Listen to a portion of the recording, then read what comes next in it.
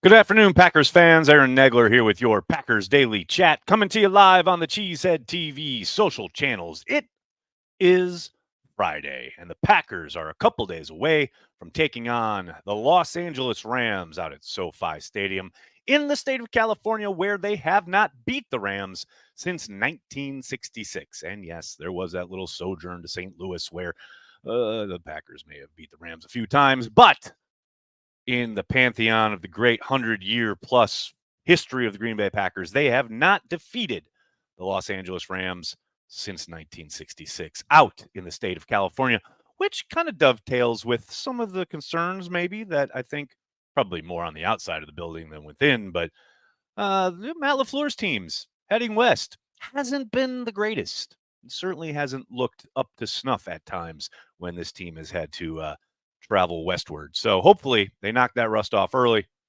get up a few scores, release the pass rush on Stafford, dominate time of possession with Josh Jacobs, and win the game and come back to Wisconsin. That is the hope, obviously. And there's some, real concern, I think, when it comes to the wide receiver group as far as who will be available, with both Christian Watson and Romeo Doubs listed as doubtful on the injury report. Now, clearly, Watson dealing with the injury we saw him suffer last week. Doubs is dealing with a personal issue. Matt LaFleur has said it is day to day, but listing him as doubtful on the injury report would suggest more likely than not he will not be suiting up out in Los Angeles. Now, that's not for certain. It is doubtful, which means, there's a little bit of leeway / a possibility that Dobbs may be available, but certainly feels like it's leaning towards his non-participation against the Rams. In addition, on the injury report, Devontae Wyatt is out. You hate to see that. Not what you want heading into a game where you would like all hands on deck to take advantage of a beat-up offensive line for the Rams, but Wyatt will not be available. Good news is Edrin Cooper was listed as questionable. He has gone from a did not participate to a limited participant today, hopefully trending in the right direction. And speaking of trending in the right direction, Jair Alexander practiced another day. That's 2 in a row. He is listed as questionable, along with Carrington Valentine, who practiced 3 days in a row, also listed as questionable. So we'll see if the Packers can get one or both of their corners back facing a undermanned Matthew Stafford out there in LA. Hope you're all doing well. Good to see everyone already mixing it up in the comment section. Let's give a shout out to our good friends over at Prize Picks. Prize Picks is daily fantasy sports made easy. You just select 2 or more players, pick more or less on their projected stats, and place your entry. Quick withdrawals, easy gameplay, and an enormous selection of players and stat types are what make Prize Picks the #1 daily fantasy sports app. Go to prizepicks.com and use code CHTV. Spend $5 on lineups and get $50 instantly. You can join in the fun at the link in the description of this video. Although I would highly recommend not hitching your wagon to one of your hometown favorites, as I did last night with Churio, who came up short, as did the team. Holy cow, was that depressing? That was not a fun time last night. It was fun until it wasn't. So that's a tough one. I'm sure we'll chat about it here in the live chat. But I usually say it was a hell of a season from the Brewers, but yet again, the Brewers stomping all over our hearts after a season that felt pretty special and pretty magical, only to have it snuffed out in a 3-game wildcard series yet again. Brutal, man, but on to bigger and better things, namely the Green Bay Packers, and your comments and questions. Hope you're all doing well. Michael's starting us off with a super chat. What's going on, man? I'm hurt by that Brewers loss, but man, was it awesome seeing how frenzied AmFam Field was for games 2 and 3. Also, Churio rocks. He does rock. It's no question. I mean, the fact that they have him locked up for a decade is pretty phenomenal. And yeah, the vibe seemed electric again until it wasn't last night. Peter Lohr, what's going on, man? That Jeff Levering sign-off made me choke up. I got to admit, I have purposefully not listened to it because I can't get any more emotional about this team. I know Jeff is amazing. He did a great job on the calls with the home runs the night before. Man, I tell you what, I saw the interview with Yelly in the locker room afterwards, and as emotional as he was, that got me emotional. Talking about Euchre and his chat with Euchre one-on-one after the game, that was in my head all day. That has been in my head since last night when I saw it, and it's kind of been repeated in my brain for like the last, I guess, almost 20 hours or so. I can't handle any more emotional kind of gasoline being poured on this fire. Just can't do it. John Simitovich, what's up, man? Wicks is going to eat on Sunday. Sorry about Milwaukee, I guess. No, you're not. I know you're not, Simitovich. And that's okay. That's all right, man. We don't all root for the Brewers, but we do all root for the Packers. Ed, what's up, man? Just beat the freaking Rams. A sound beaten would be a plus. I very much agree, Ed. This, you don't want to call it a get-right game because no game in the NFL should be taken for granted. You got to go 1-0 every week. But this is a game the Packers should handle. I'm not going to say with ease. Again, nothing in the NFL is easy. But this is a game the Packers are clearly the better team, and they should win the game. We'll see what happens. Any given Sunday. Dag, what's up, man? Man, excited to go my first home field game. Well, there you go. Have a great time. Hopefully you can grab a carry of the G. Mimsy, what's going on, man? Hope last night wasn't last Euchre call. Pain. That's what I kept thinking after listening to Yelly at his locker. And I'm trying not to think about it. Jeezy, baby, what's going on, man? What is more likely to happen first? Another Packers Super Bowl win or Brewers World Series appearance? I don't like 3-game series. Oh, this is 1,000,000,000%. If you're talking between the two, a Packers Super Bowl win is way more likely before we see a World Series appearance from the Brewers. Absolutely. Mark that 0. Clay, what's going on, man? Do you want to see Devontae back? Random Packer Jeff Saturday. Jeff Saturday, a Pro Bowler in a Packers uniform, even though it was like his worst year as a pro. Do I want to see Devontae back? Well, of course. I'd love to see Devontae in a Packers uniform with Jordan Love throwing him the ball, all these other weapons. Who are you going to guard as a defensive coordinator? Where are you rolling coverage? Like, etc. However, that's not going to happen. There is no way on God's green earth Brian makes that move. You moved on for a reason. That reason is staring at you in the locker room each and every day in the form of a very young, exciting, developing, growing wide receiving core. And there's the draft pick compensation that you'd have to send to the Raiders. Whatever the Raiders are asking, I'm sure it's going to be a little too rich for Brian's blood and the Packers' blood. And there's the matter of the contract. With Devontae undoubtedly wanting to find a big chunk of guaranteed money wherever he goes, Packers just handed Jordan Love a monster contract and redid and extended Kenny Clark, and they just paid Rashawn Gary last year. Like all their blue chippers at the top of the kind of, what do you call it, depth chart hierarchy. Those top 4, 5, 8 guys, you're going to drop Devontae Adams in there right when you have to make decisions on up-and-comers, young guys who you're developing. I just don't see that occurring. Again, would I like it? Yeah, I'd love it. But I live in reality, unfortunately. Sometimes I wish I didn't. But, yeah, that's just not going to happen. Right. What a question.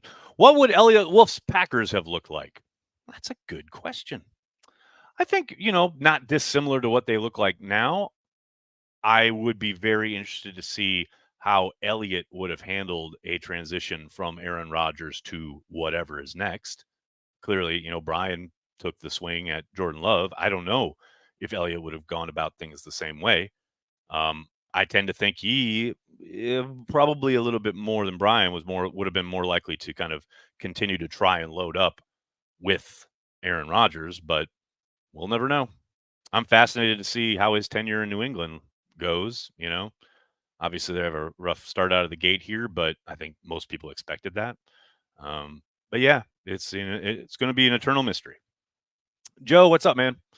Don't care who Rams receivers are. Got to pressure Stafford more than they pressured Darnold. Jonathan Ford active with Wyatt out.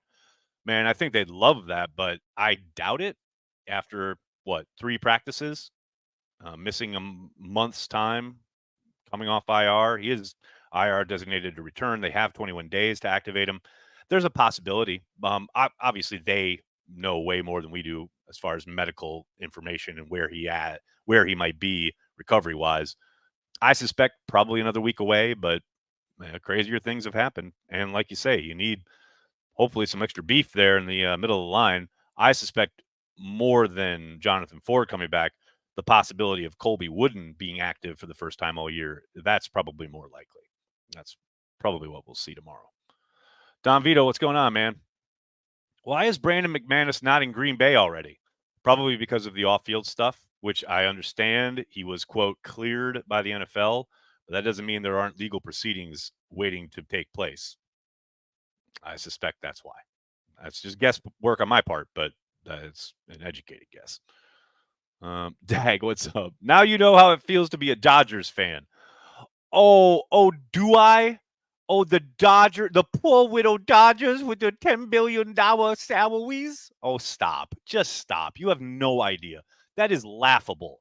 That's laughable. You have every resource in the world. You have a whole media empire in South America generating millions of dollars that you guys can use on players.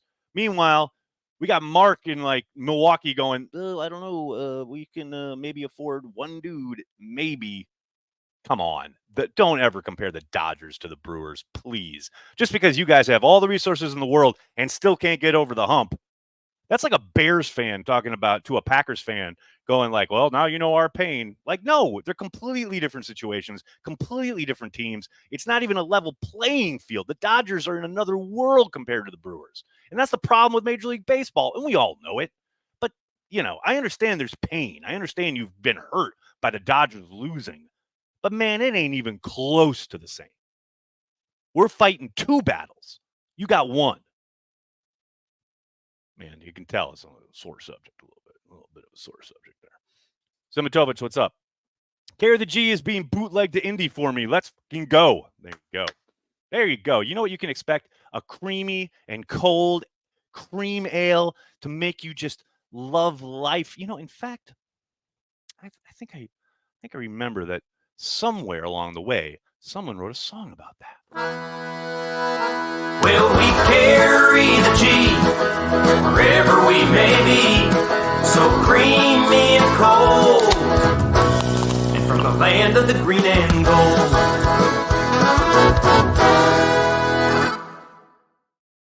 That's right, it never gets old. Love to hear it. Absolutely love to hear it.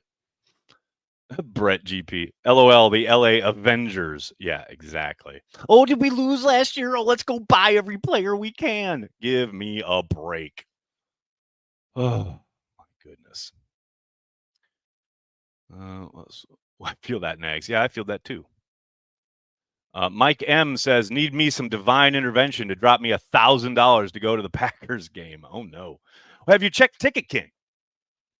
Ticket King, unless you're also talking travel, which might be that might be part of it. Good times. Don Vito, what's up, man? I forgot. Random Packer, Vicodin filled pre-MAGA Brett Favre. Oh, baby, that's unfortunate. But hey, that is a random, very, very random Packer, no doubt. Aaron Picard, Luke Musgrave gaming coming. I don't know, man. He is also listed on the injury report. I think he is questionable as well. Yeah, Musgrave, questionable with an ankle injury. He did not participate in practice all week long. So, decent chance that he's down on Sunday, I would suspect, seeing as he did not practice all week. But we'll see. We'll see. They didn't declare him out. So, every chance that he's out. Brandy, now incorporate the hotness song into a Carry the G ad. I like it. That's not a bad idea, actually. It's going to make a disco Barry White style ad for Carry the G. I got to get Jason on that. He's the music master over here. Brandy says Packers need a get right game. Yeah, like I said earlier, you never want to call it a get right game in the NFL because every NFL game is tough. It's hard. And the margin for error is so razor thin. And each and every team has talent available to it. Now, obviously, some teams are a bit more talented than others, but, man, nothing's a given. You got to show up. You got to be correct. Like Matt says, the league will humble you quick. And if the Packers lost on Sunday to the Rams, to this Rams team, That would be humbling. No doubt about it. JP, thanks for the super chat, man. Add last night to the list of Wisconsin sports fun. Man, you ain't lying.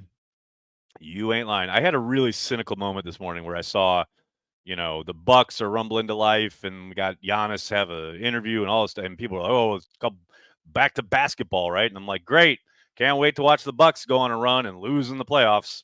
See, and that's from someone who doesn't even watch. I don't even watch the Bucks. Like I do not engage, like very minimally. But I'm ready for it. It's just it's a Wisconsin thing. Dag, what's up, man? Thanks for the super chat. That's the sad part about if we can buy everything, we still can't fucking win.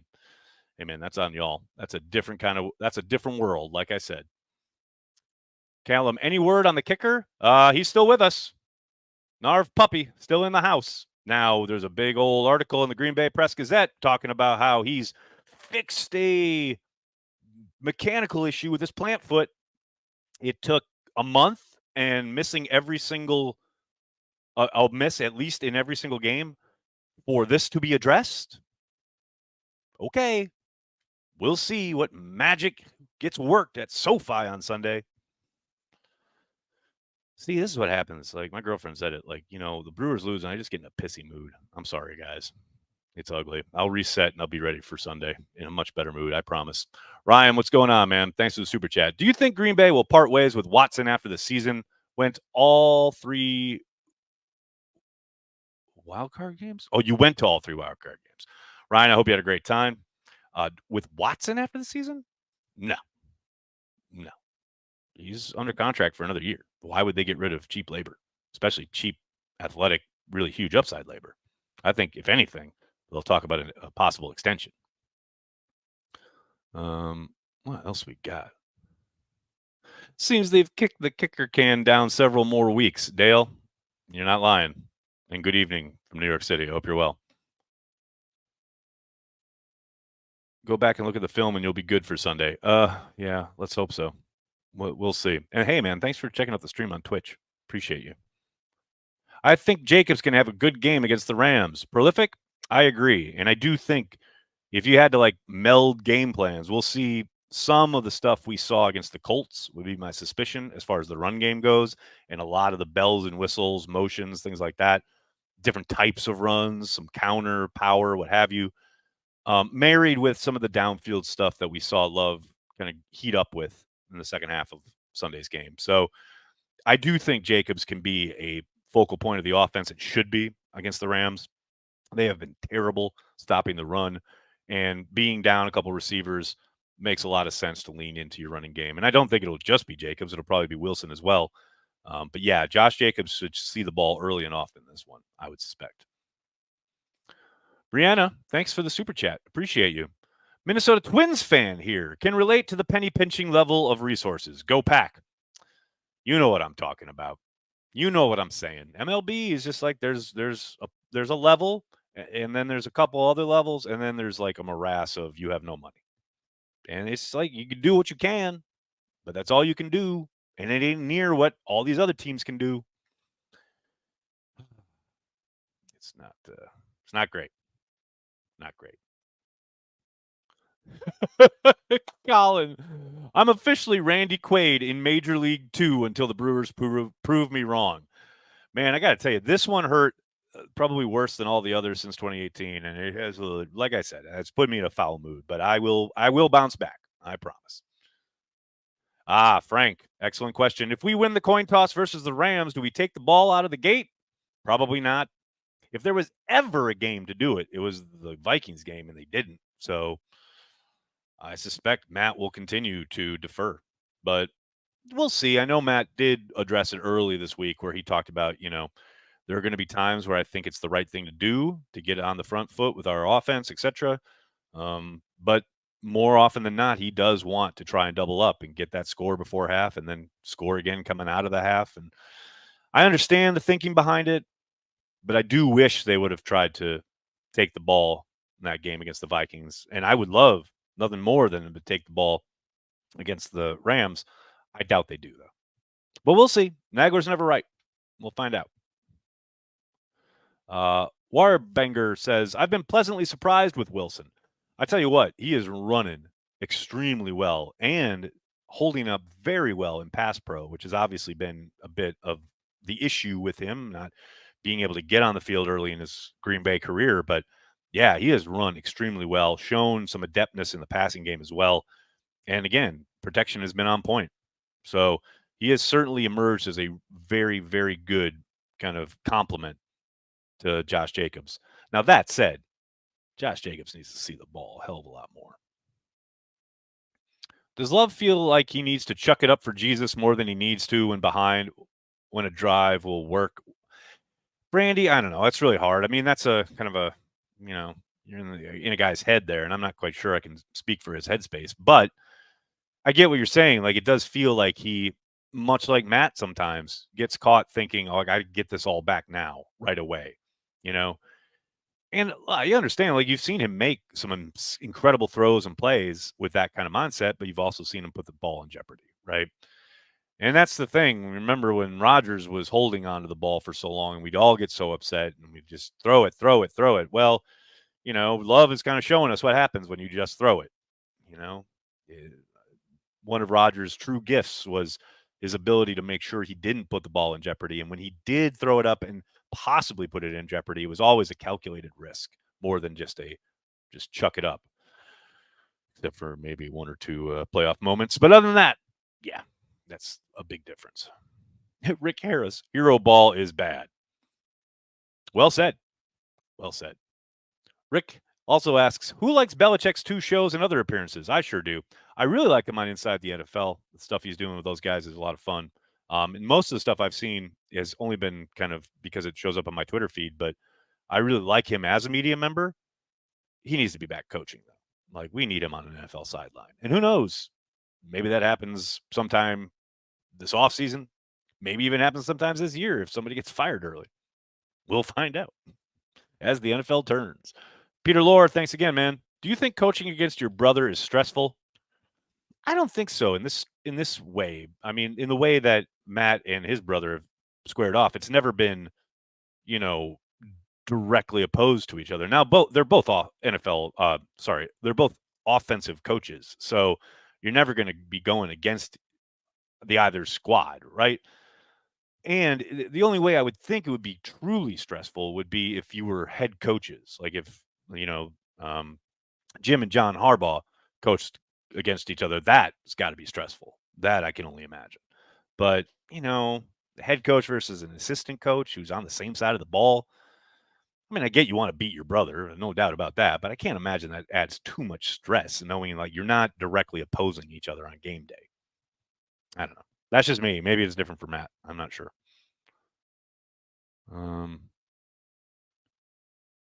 Love is a good bit like Favre, actually. Prolific, you are not lying.